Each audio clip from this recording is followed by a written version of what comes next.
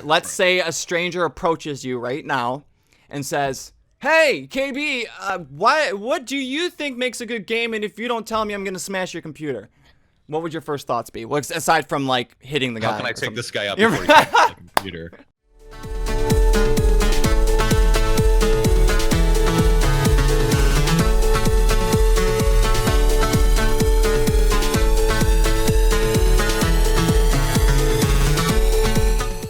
Hello, all you wonderful people. I am BuddhaCat, and welcome back to another fine episode of our 8-Bit Bean podcast. So today, I'm joined by KnowBuddies LP, aka KB. Hello, sir. Hello. And we have Yomi Kibagami. Hello, sir. Rawr. And our very, very special guest for this podcast and our interview is Benjamin Anderson, aka HeartBeast, or uHeartBeast. Hello, Ben. Hey, thanks for having me. In our second episode, we're going to be discussing the fundamentals of game making, but more specifically, we'll be discussing, and I need to stress this, in our own opinions, we'll be discussing what we think makes a good game. So this is not like, we're not the proof of what a good game is. It's just a fun, harmless discussion, which I'm sure we're going to get lots of hateful comments. But that's going to be fun. Welcome to the internet. Right. So who better to ask like the opinion of this than Ben Anderson, who we're going to learn more about in a second. So if you guys don't know who he is, don't worry, you'll find out in a second. And later on in the episode, we'll also be doing a fun little mini game with Ben called Pokemon or PokeNOT, which is going to be just in time for Pokemon Sun and Moon, which I think is November 18th, right? Something like that. Yeah, I think it's definitely November. Yeah. I think it's the 29th, maybe? Really? I thought it was like mid-November. We should probably find that out. Either way, I'm sure a lot of you guys... It's 18th. Yay! Oh, Yay! So, Benjamin, instead of me kind of summarizing what you do professionally, because you kind of wear a lot of hats, I figured that you kind of just summarize a little bit who you are and what you do. Yeah, so I just run a YouTube channel that teaches people how to make their own games using Gamemaker Studio. And I have some kind of, I guess you'd call branches from that, which is I wrote a book and then I have some courses. And that's mostly what I do, is just create videos and write things, trying to teach people how to make their own games using Gamemaker Studio. I mean, I know some of you guys probably didn't know that, but I've been a fan of yours for a while now, Ben, and I own that book that you just discussed. I followed your RPG tutorial like a lot of people have, which got me into going, oh, Gamemaker is a great, way to make games in an affordable way. And so I noticed that in July, it was like mid-July, you put up a video. This isn't the first time you've done something on Kickstarter, I don't think. But you did put up a video for something new through Kickstarter, trying to bring life to it, called Westwick. So can you give us a little bit more information on that project and maybe a little bit how it's doing currently on Kickstarter? Yeah, sure. So Westwick is a course designed to help intermediate users through the step-by-step process of making a stunning turn-based fantasy RPG using Gamemaker Studio. So after doing my kind of action RPG series on YouTube and giving that out for free, I got a lot of requests from people on how to do a turn-based system. Yeah. And turn-based systems are a little bit more, I guess there's a little bit more to them. Right. And they might be a little bit trickier for beginners to just pick up. So I decided to turn it into a course and kickstart it. And the Kickstarter did really well. It raised just over $20,000. Wow. Nice. That's great. Yeah, so it was pretty exciting. And I've been posting updates about it ever since. And we're looking towards a release date of December 1st. Oh, and nice. there will be a game with it as well. So, that's so for the cool. people out there that don't want to learn how to make their own games, there's actually a little game that they can play, which is the game that I will be teaching people how to make in the course. That's so cool. So is it safe to say that for people who were kind of like me that followed your tutorial on well, not just the RPG tutorial, but like, you have many other tutorials on your YouTube channel. Would that be kind of like the next step for people, since you said it's more, a little bit more advanced? Yeah, I'm trying. Balancing difficulty is difficult, but Yeah. I'm trying to make it accessible to most people who have already used GameMaker Studio before. So as Okay. long as they have a basic understanding of how to program in GameMaker Studio and have an understanding of the UI and can navigate GameMaker comfortably, then this course should be for them. So it's not for advanced users. I'm not just going to use, because the course will be using stuff like different data structures and combining data structures and then saving your game using those data structures and loading in files Save like a lot of time. JavaScript object notation files and stuff. So there's a lot of stuff going on, and so I'm going to be explaining all of that stuff. I'm not going to assume people already know how to do it. Well, that's good. That's okay. So more of a 201 class versus a 101 intro class. Yeah, it's a 201. okay. Gotcha. All right. Well, that's awesome. And just for kind of the things that you mentioned, well, I'll have links down in the description, guys, to, his YouTube channel, which if you haven't subscribed to that, you guys should probably do that by now. And then all the other branches that he just kind of talked about, including information on Westwick. And now I have kind of a two-part question for you, Ben. How old were you when you realized that you wanted to make games? Because I know that you're talking about, teaching and everything. But I know that you, through Steam, Greenlight, through Steam's Greenlight, you did Grain Wars. And I don't know if there's a date on that. I'm not even going to ask about that because I don't want to put any pressure on you or anything like that. But, I know that it turned a lot of people's heads, the idea of Grain Wars and what it looked like. So how old were you when you decided that you wanted to make games? And then the follow-up to that is, when did you realize that you wanted to take it that step further and teach people how to make games? Yeah, so I started, kind of my story starts when I was about 11. I went over to a friend's house and he had a Nintendo 64, and I'd played games before, but, and I thought they were fun, and I didn't really have this huge love for them yet. And he had Smash Brothers, and that's was played for probably like 5 hours and just had so much fun. Oh yeah. And I went home, and my dad, generation, don't really like video games that much. Still kind of learning there. And so he didn't want me to get any video games, but I convinced him that if I bought my own Nintendo 64, saved up and bought it, and and we had some like rules for how much time I could spend playing it every day, which I can see that's probably a good thing, Yeah, definitely. That I could get one. So I got Super Smash Brothers and Mario Kart and all those good games for Nintendo 64 and Zelda. And that's kind of where I first found my love for playing games. Nice. And then in high school, I don't remember why I was interested in, I was about 15 maybe, and I was in a computer-aided drafting class. And I was bored because at first I thought that's what I wanted to do for my job, was computer-aided drafting, but then I kind of got bored of it. So I was in class and bored, and my teacher was really cool and would let us do kind of whatever as long as we were caught up with our work. So I got online and started searching for programs to make games, because I, for whatever reason, decided I wanted to try and make a game. Yeah.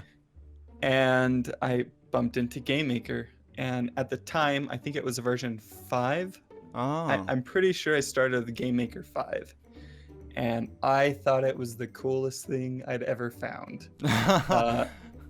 You didn't have to program. You could use GameMaker's drag and drop little icons, and I didn't know how to program at the time, so I thought that was cool. And I was like, man, it came with these example projects, and I was like playing them. Yeah. And then it showed how they were made, and I could go change stuff, and it would change the game. I thought it was the coolest thing. Oh yeah. And I was showing it to my friends, and none of them were impressed. They were all like, yeah, that's cool, whatever. And so I was like, oh man. So you're like, I made that. So I started learning how to make stuff, and I found some online communities. The Gamemaker community, I think, was really new back then, but I found another website called GamemakerGames.com, and I think it still exists, but nobody uses it anymore. And so I started making games and doing things, participating in those communities. Yeah. And I made a few games that did pretty well. I think maybe around 16 or 15, I released a game called Deep Magic. Uh-huh. Yeah. Just for free to play. And it did fairly well. When Yo-Yo Games bought GameMaker and uploaded their, I guess they did their sandbox website where anybody could upload GameMaker games and share them. Yeah. It ended up getting about 17,000 plays on that. Oh, nice. And a staff pick. And so like I thought that was so cool. I was so excited. Oh, definitely. And I ended up writing another game called Ancient War, which was like that's the one I know a little bit more about. Yeah, it's like a little 5-minute RTS. Mm-hmm. Like you play a small little game really fast. Arcade RTS is kind of what it's like. That one ended up getting somewhere around 30,000 plays on the Yo Games sandbox, and that was super exciting for me as well. And so that's when I learned that I liked making games, and I kind of took a break from it for a little while after that. I ended up doing some other things, starting college, and I'd poke around with it every once in a while, but never really got back into it and never really made anything big after that. Life gets busy and stuff. Oh, yeah. And this comes to kind of to talk about Grain War a little bit more. I saw the Kickstarter for Hyperlight Drifter. Oh, yeah. And I was like, I knew there was some influence there. Yeah. Yeah. Yeah. There's definitely influence there. You can see it. Yep. And I was like, man, I could do something like this. Mm-hmm. I know how to use this software. They're using GameMaker. I've used that before. I've made games that people actually played. Right. And I can do this. So Grain War wasn't actually the first iteration. I hatched this other game that I was working on called Shader World. Oh, okay. And it kind of morphed into Grain War, which was supposed to be a smaller version of it. And so I guess they're basically the same game, but with a name change and a smaller scope. So I moved on to Grain War, but as a test, I decided to try and make a smaller game first and kickstart it. So I started this game called Super 16. And I made a prototype for it in like 3 hours and then uploaded this Kickstarter. And I was trying to it was terrible. And I was trying to use Twitter to market it. Yeah. And I was like, man, Twitter sucks for marketing. And so, I didn't get it wasn't successful. It wasn't a successful Kickstarter. Thank goodness. Right. And but I learned a lot during that process of just trying it, just throwing something together and trying it. And because of that, I decided I need a better way to market this. Mm-hmm. I've got to find a better way to market this because just getting Twitter followers is not going to work. Right. Yeah. Yeah. As much as people say, Twitter is an important tool, that's exactly what it is. It's a tool amongst but it's many also other. Echo chamber. Yeah. Right. So. Exactly. Yeah, I feel like Twitter is kind of a good way to engage with people who already like you. Exactly. Mm-hmm. Yep. It's a promotional tool, not a get out to voice to everyone who hasn't heard it yet. It's reinforcing what you already have. I saw that you just recently, I'm pretty sure, correct me if I'm wrong, you just recently did something that I've never heard of before until I saw your video called Thunderclap. And I guess if you use that tool in tandem with something like Twitter, have you guys ever heard of Thunderclap, KB and Yomi? I haven't, no. Was it a cartoon from the 80s, or is that No. Yeah, basically, the way he had it set up was it went also in tandem with his Kickstarter. So everybody would put whatever they want, Facebook, Twitter, whatever, on Thunderclap, and then it would be this set message. And so, and then at that specific time, on that specific day, at the same time, all of those messages went out, like simultaneously, and it makes a giant thunderclap. I mean, it's huge, and you can create quite the ripple doing that, instead of just doing a single hashtag every once in a while and getting retweeted once or twice. Right.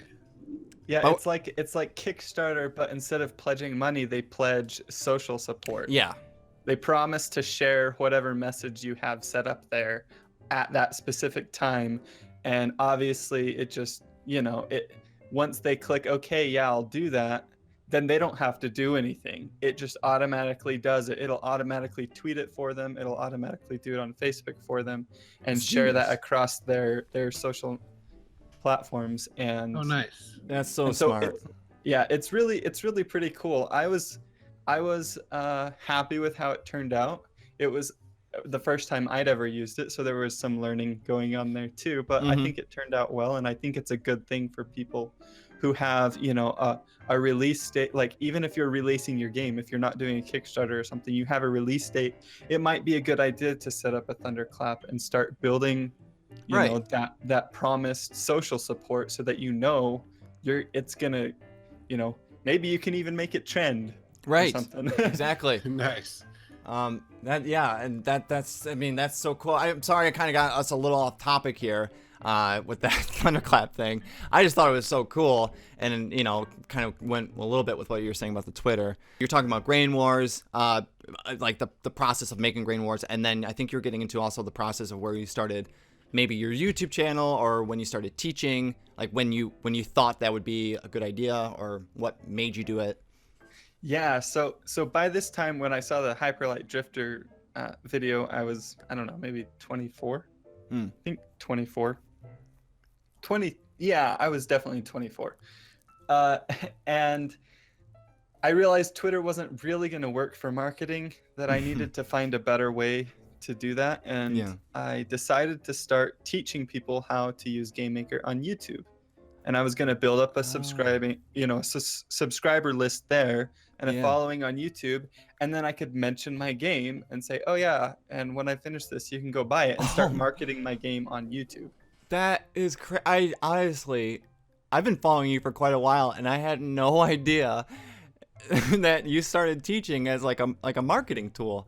Yeah, that's crazy. He's that's diabolical. Awesome. He had a plan. That's so cool. But I mean, I'm assuming that it was kind of an unexpected thing that a lot of people enjoyed your teaching. Yeah, it did really well, and like, I remember getting all excited about it, and I think I posted one of my first videos were so terrible. They were bad.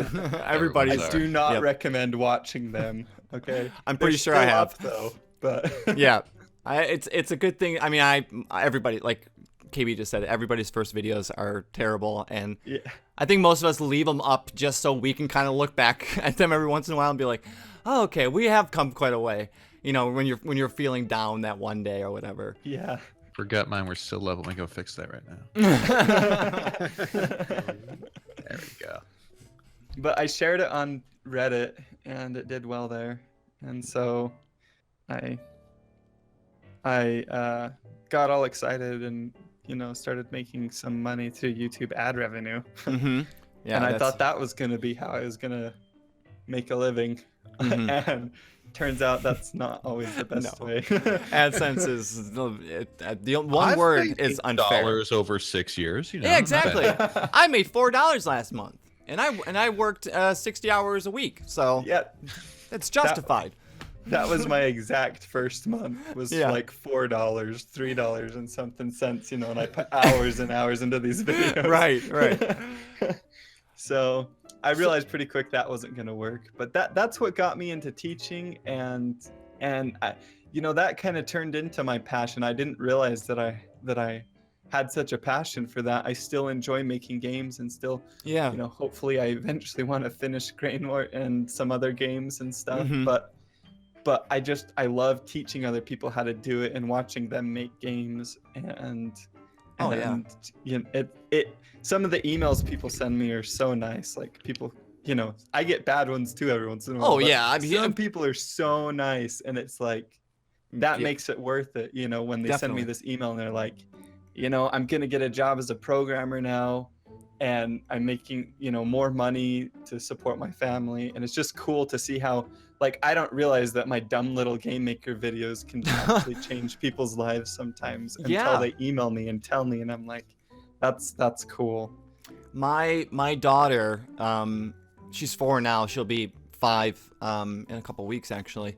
She saw me watching your videos one time, and there was like this month where all she wanted to do was watch your RPG videos, and she would have my I don't even know what version it is. It's one of the old RPG makers, 2003 RPG Maker 2003. So she would have that up on my laptop, watching your videos like on my PlayStation or whatever, and she would be like, making these maps and everything, and saying, HeartBeast taught her how to do this. I mean, obviously that's not what you were teaching her, but so it's kind of cool to see the contrast there. You just talked about somebody who has a legitimate career thanks to you, kickstarted by you and inspired by you, and then someone as small as my little girl going, I want to make video games because HeartBeast is teaching me how, So it's super cool how things can evolve like that. You play N64, you weasel your way with your dad to get your own N64. Passion starts. You think you're going to be a computer draft, or you're in your computer draft class. You think that's what you're going to do, and then it all morphs into this. It's just really cool. Well, guys, like I said, all the information for HeartBeast is down in the description, and I highly recommend. First of all, just first step is just to check out the YouTube channel, and if you like what you see there, subscribe. And I guarantee he has everything from just pixel art to those what are they called, the Ludum Dares or Ludum Dares? Yeah, those are pretty cool. It's just like little games that you make and the steps that you do, and you also you stream as well, don't you, on Twitch? Yeah, so I haven't streamed in a while because I ended up moving to a different apartment and the internet here isn't quite as good. Okay. Because of the apartment, I'm basically stuck with this internet. I can't get different internet, and so my internet connection isn't quite as good, so I don't stream really that often anymore. Okay. I do want to get back into that when I can. Yeah. Well, the link to that will also be down there, guys. And again, Ben, thanks so much for hanging out with us, because now we're going to get into kind of, now that we kind of are experts on Benjamin Anderson and who HeartBeast is and what your business is, let's get down to today's business, fellow game enthusiasts. This is kind of a weird and touchy subject because, as I said earlier, we're going to talk about what we think makes a good game in our own opinions. But then I could hear both my wife and KB saying, what does that even mean? What is the definition of a good game? It's a broad definition. It goes from person to person. Somebody can be like, a good game is if there's lots of shooting and particle effects, and next guy can say a good game is a 2D side-scrolling platformer or whatever. But that's not really what we're kind of more discussing the fundamentals that go into a good game. What do we think kind of the foundation for a good game, and then just kind of going into it more with our own opinions. And I think that's kind of why all of us it's a pretty good team. KB, you know video games inside and out, and it's safe to say, I don't know how to put this.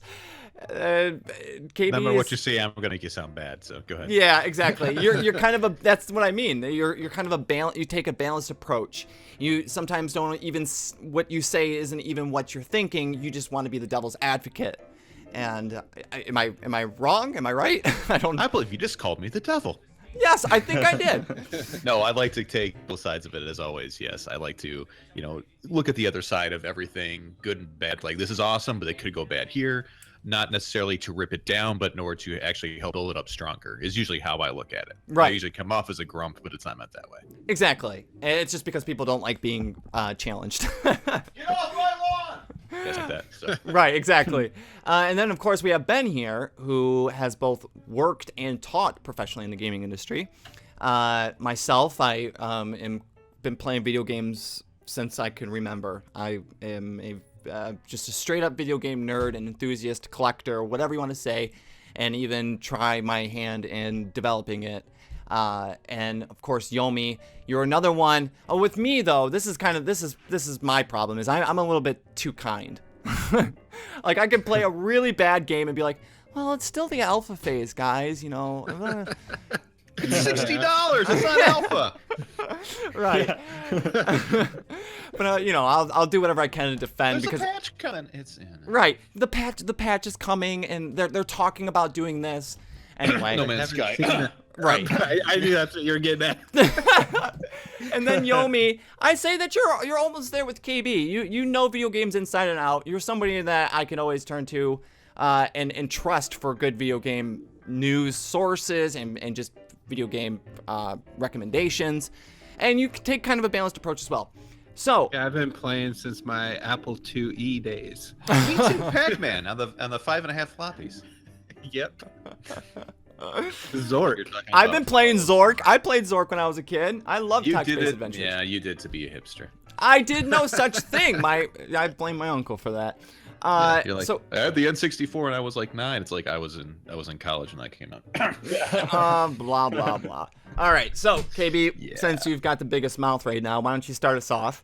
Let's say a stranger approaches you right now and says, "Hey, KB, what do you think makes a good game? And if you don't tell me, I'm gonna smash your computer." What would your first thoughts be? Well, aside from like hitting the guy. How can I take this guy out before he gets the computer? Get away. I don't know. To me, a good game is something. I compare it to like. Oops, sorry, I dropped my headphones. I compare it to like old school original Super Mario Brothers. Okay. Something that's off the get-go. It's very intuitive, very easy to grasp and to enjoy. Fun is always a huge factor, but also very hard to master. Like you can get through you can hand that's why I always go back to Mario. It's like one of the best, I think. I was actually watching a little documentary on level 1 today before we did this, right. On how it was. They actually did most of the game, then went back to 1 to say, what can we do to make people get this? And within the first 2 screens, it teaches you everything you need to know about the game. And just to me, that's a good game. Something fun is always the biggest part. What is fun? That's very subjective, and that's going to vary from person to person. But something that's easy to grasp, but can take a long time to master, like Minecraft. Once you're like, Minecraft's a little complicated with the crafting recipes, but just to start building stuff, jumping creative, boom. Oh, right. I get it. It's 3D Legos, and I'm in the world. Cool. Right. That's a game. Graphics are great. Don't make a game. Yeah, we see everything go back to like 8-bit, 16-bit style nowadays. That style, and as long as the gameplay is good and it's fun and engaging and even story, I was just about to ask you. I was going to ask story you does matter depending on the game. If it's a platformer, you don't need a story. Princess is another castle, go get her. Got it. Good. There's still story though. You still need some sort of incentive. You don't necessarily need a story, but you need a goal, something to achieve, something you want to work for. Yeah. So goals definitely needed. Yeah. Ben, do you have anything to say about that?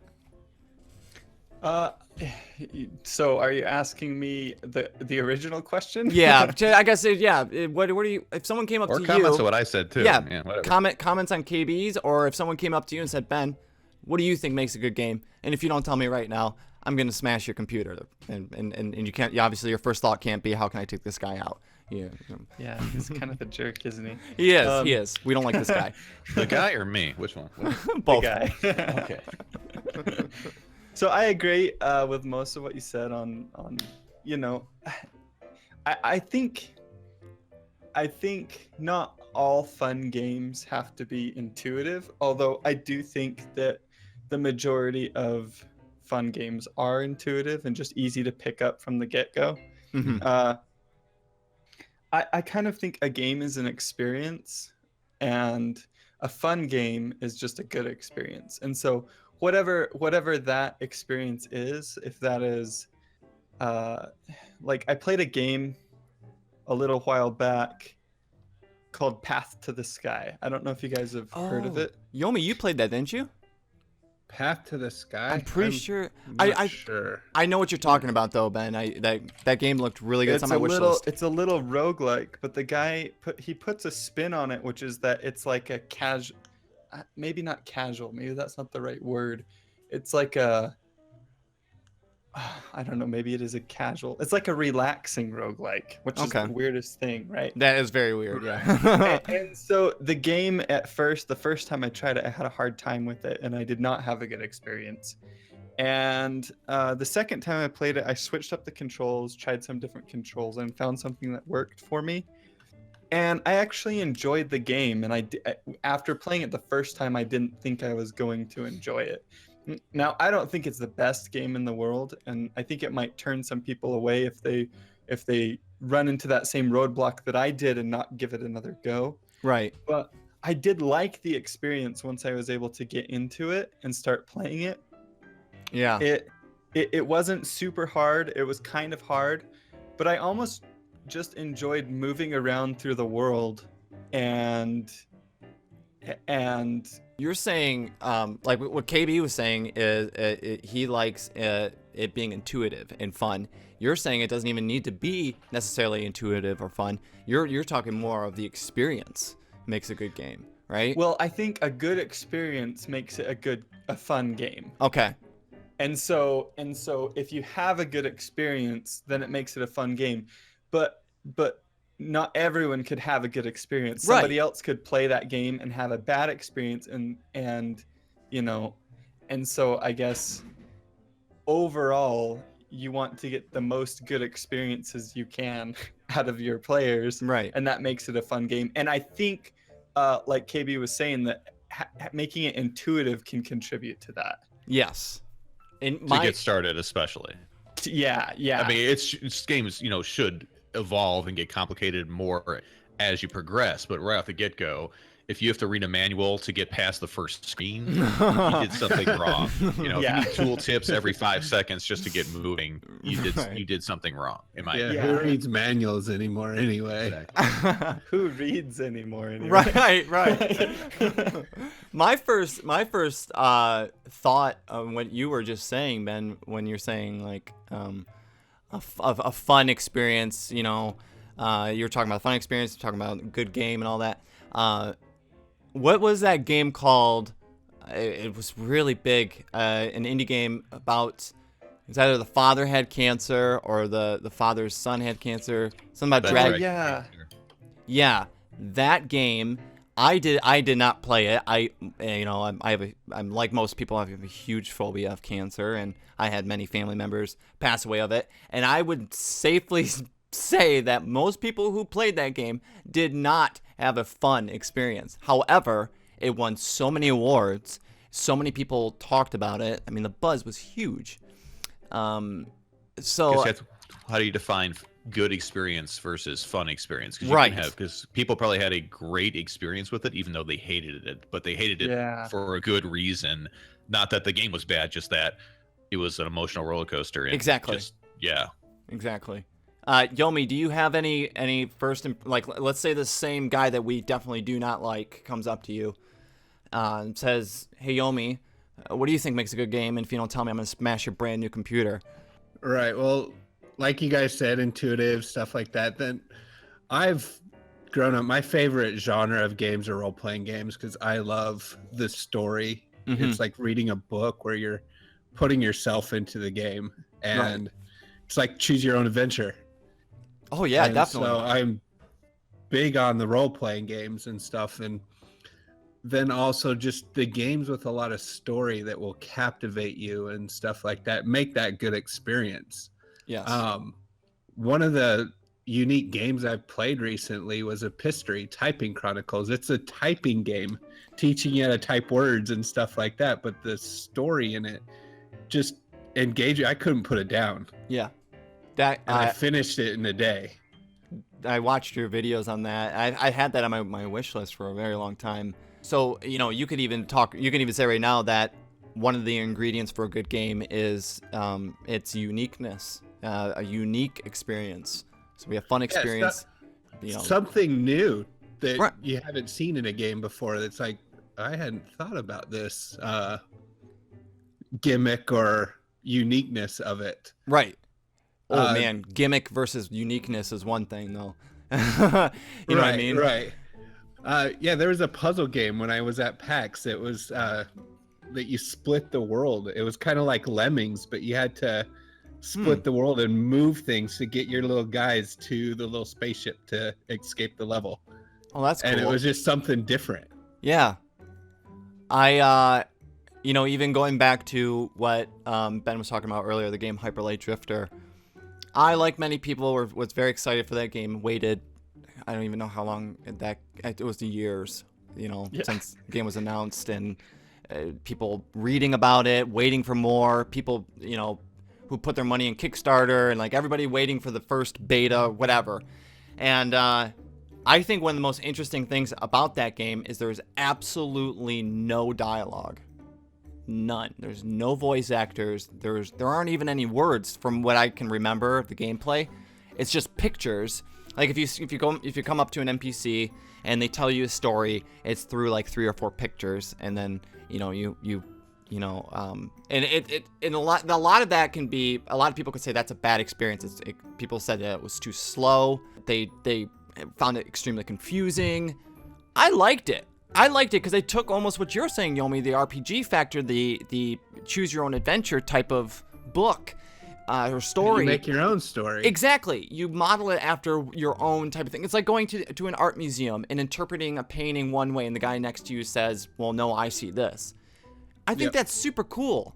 I don't know if it makes a good game necessarily, but it definitely made one that was super memorable for me and a lot of people. On that subject, I read a book recently which was about comics. I'm trying to think of the name of the book. It was actually suggested on the Game Dev Reddit page.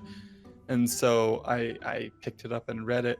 And the guy talks about the closure between frames and comics. You show one frame, which is a girl up against a wall, and there's a dark shadow of someone with a dagger on the wall, Mm-hmm. And then the next frame, it's like zoomed out on the city, like it's showing the city, and there's this loud scream, coming from the building. And the closure where the person reading the comic fills in the blanks, because we don't technically know what happened to that girl, right? No, but we can assume. Didn't see it, but because of the closure where our minds will automatically fill in the blanks. Yeah. And our minds like to do that. It's like the designer is treating us like we're intelligent. And we like to do that. We like to fill in the blanks sometimes. And I think that's what Hyper Light Drifter was going for. Yeah. And maybe in some points they may have missed that mark a little bit, which is why some people didn't like it. Yeah. But I personally enjoyed it as well. And I can see that where you get you kind of fill in the blanks. They give you a little bit of information and then just expect you to figure it out and not, they don't force feed it to you. That is so interesting. And I have a few points that you just made.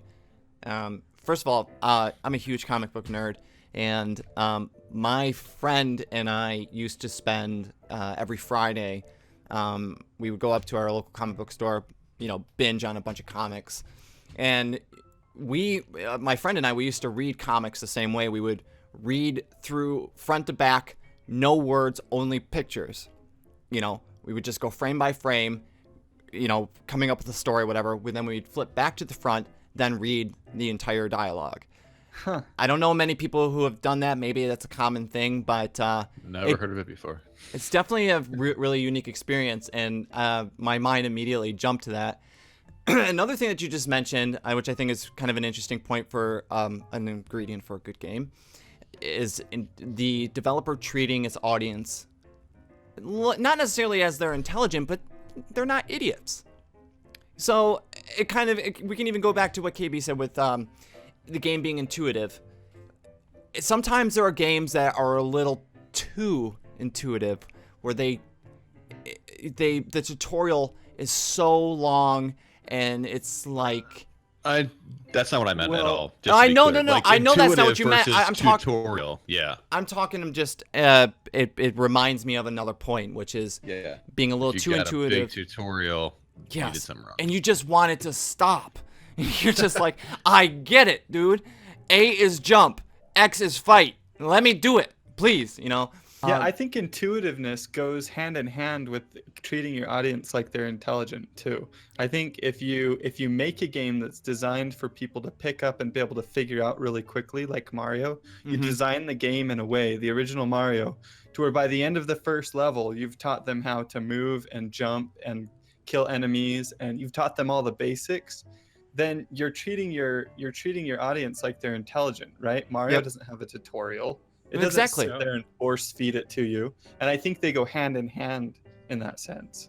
Yeah, I think it's Aaron from Game Grumps actually did a thing on Mega Man X, where the first level is just it teaches you everything you got to know for the whole rest of the game, and it puts you in traps where you have to know how to get out. And once you get it, you're like, oh, I think Metroid does a lot of that too, where it's just. Now I'm a little different from you guys. I like being able to know the basics up front, but my favorite thing about a good game is, okay, so story is an incentive and all that, and our goals and all that, we talked about that, and I agree with all those points. I love leveling up and beefing up my character, gaining more magic, more skills, jumping higher, spinning faster, OP. New attacks, more money. I love upgradable things in games. I love items. Loot. Yeah, loot. Like, just the more items I can either find or buy, the better. It doesn't necessarily mean it makes a good game, but it will definitely change my mind about a game. The first thing I can think of is Nuclear Throne. Oh, yeah. I hated that game when I first played it. I couldn't get past the sewer level, which is like, I think the first 3 stages is the first level, I think, and then the next 3 would be the second. So I couldn't get past the sewer part, and I just kept dying. And I'm usually a big fan of permadeath games. I love Risk of Rain, and I just like games with permadeath. I think it's a nice challenge. But I found it a little bit too difficult, and the thing that saved it for me was finding some sort of OP weapon that it wasn't there before. I don't know. It may be something that you guys probably may disagree with, but no, I think that's a discussion about rewards and how the player's rewarded for overcoming challenges. And I did when Call of Duty, I think it was Modern Warfare 2 came out, I was playing that with some friends, and I kind of did a little bit of an analysis as I was playing the game about how many different kinds of rewards are in that game. And just as you're playing the game with your friends and leveling up and stuff, you get all these different rewards that you can change your gun. You get these new perks that you can be using in battle, and there's a lot of different rewards that it gives you, and it just gives you so many rewards as you're playing the game. It just rewards you and rewards you and rewards you for playing the game. And I think there's a lot of different kinds of rewards out there that games can use to make them more fun, because when someone overcomes that challenge that's been so hard for them, right, they're like almost at that breaking point where they're about to quit the game. And then they finally make it, and they get past that. How you reward them at that point, obviously there's some reward in accomplishing it at the same, right. There's some intrinsic reward, I guess is what you might call it. Intrinsic. Yeah, that's the word I'm looking for. And but you can give them a lot of rewards on top of that and just make them feel really good about themselves for accomplishing that. And I think that's an important part of keeping them going. I think that's like game too, because I'm actually not as much into that as BuddhaCat is. Like for me, like Portal is one of my favorite games, and when you beat a level, you get a funny line, and that's about it. but that's still reward. I mean, Just that's the still something to look story forward in to. that. Not leveling up. If you do it, you can't like play it again and again and again and get more OP. It's just you beat it, and just knowing how to solve it to me was like, yes, solved it. I'm a But genius. Next. It's still a reward, you know. True, but it's different type of reward. Right. Yeah. You know, the satisfaction in beating it versus getting a reward. You know, like, oh, you beat this. Here's a bunch of coins, or here's collectibles. Or that just doesn't motivate me as much, but it does motivate a large amount of people because that's why they have it. Right. In Portal, the next reward is almost the next level. Exactly. Yes. The next It's- challenge. The next challenge is a reward in itself in Portal, and that Which- was a very well made game. Oh, Oh yeah, my which they gosh. explored a lot in the Wheatley Portal 2 Part 2, where he stopped getting, you know, the high after each test and go, oh, you did the same test again, and it didn't really give me this. Oh, I guess we have to do different tests and different challenges. Yeah. They Yeah. actually explore it in the game. Too meta. Okay. Yeah, that you want to talk about meta, man. That's the game. Oh, going back to Hyper Light Drifter too, that may be one of the things where it sort of missed the mark. Those bosses were incredibly hard. Yeah. And you didn't get anything. Like I can't remember if you got anything. And you didn't. They gave you something, but It may be a must gun have or been very impactful for you because you know it didn't. Yeah. Didn't really remember it, and It so wasn't I memorable. think that says something about it. and you know, finding those modules to buy new items were next to impossible to find.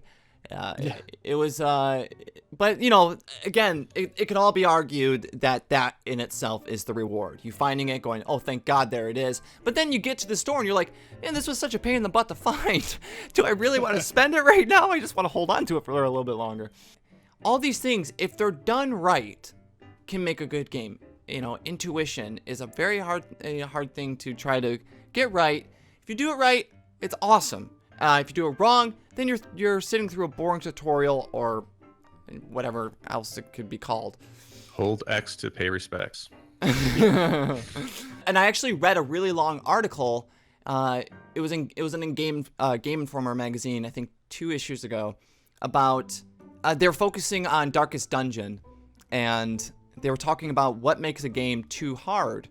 You know, like a lot of these game developers have been doing a lot of experimenting and studying and everything with making a game super hard, almost to the point of breaking, like you mentioned earlier, but finding some very, very small way to overcome that obstacle or that boss or that enemy or whatever.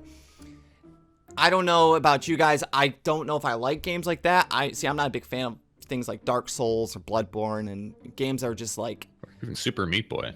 I love those type of games. Super Meat Boy's a little different, though. I love puzzle games and platformers. Well, it's a platform, but it's the same thing. It's extremely punishing, and if you screw up, you got to start over. Yeah, that's true. That's true. But like Dark Souls, as you play through the game, it is intuitive that you're learning as you play, and each of the bosses, the things you fight, aren't necessarily like cheap deaths on you. If you die, you did something wrong. Yep. And you learn as you go, and once you learn the mechanics and the different things, you could breeze through the game. So when Demon Souls first came out, that game took me forever to beat. But I've been playing them since the very beginning. Dark Souls 3 came out. I beat it like in 20 hours, 20 to 30 hours. Jeez. So, Yeah, I think one of the differences between Dark Souls and Super Meat Boy is the turnaround. And I like both of them in their own respects, but I think the turnaround between when you die and then getting back to the point where you died at to try that again, it's a lot shorter of a time period in Super Meat Boy. You can try over and so it's really difficult, and you die like multiple times in that one single spot. But in 10 seconds, you're back to the point that you died at again, or whatever. Yeah, so it makes it either more or less frustrating depending on how you look at it. Yeah, and then when you finish the depending on how you level, look at it. you get to watch all of your deaths. Yeah. Yeah, that's pretty cool. I like that feature a lot. I wish there was like I have it on PlayStation, so I don't know if I'm like on the computer if there's some way to make like a I don't know if they even thought of doing this. Like make some sort of animated GIF, of it. Oh yeah, I mentioned that because there's this game, this indie game that I did a spotlight on called Mana Sparks. I don't even know if it's out yet. It was a green light type of upvote video. And if you it's a really hard permadeath game, and if you die, it shows in a animated GIF the loop of you dying, and then you can save it and export it to, you can connect it to your Twitter or whatever. I think that's a really cool feature. That's an interesting thing to talk about though, because I remember a game made with Gamemaker. I can't quite remember the name right now, but the goal of each level was to kill the player. Like that was the goal. So it was almost like, it felt like a Portal type game to me, where they just had these, it was a platformer, you had these little levels that you had to do, and each time your goal was to try and figure out how you could kill yourself. and like it made you dying like all brutal, but it was really fun and kind of an interesting twist on it, where instead of trying to survive, you're trying to die. And I feel like they tried really hard to make you dying really rewarding, which is so funny. It's true. There are actually a few games I could think of. I mean, even that one mobile game, Dumb Ways to Die. It's stupid, but the ways that you die are like, oh my god, you stuck a fork in a toaster. What do you expect? And it's like really funny. Yeah. Even getting to the subject of mobile games, which I think I don't know if it's completely accurate to say, it's probably one of the most successful parts of the gaming industry. It makes the most money, I guess, if we wanted to find success on that. Does it make the most money, or does it have the highest volume? I don't know. Like I'm not saying this don't quote me, anyone. I'm just saying that. My perception, again, I have no facts at all, is that PC/console makes more money, but more people play mobile. See, what I'm thinking is, like, I saw this really interesting video on YouTube about, I cannot remember for the life of me what it's called, but it's an actual theory that somebody invented for marketing a long time ago, and they implement this tactic in these. Is that what it's called? Where basically a rat hits a thing, they get a pellet. Yes. Yep, Skinner box, I believe. Skinner box. Okay, so they implement that system into mobile games. So, like, you place, in these games where you build towns or whatever, you cleaned up a rock that took you hours and hours to do. It's gone, but here's 10 gems.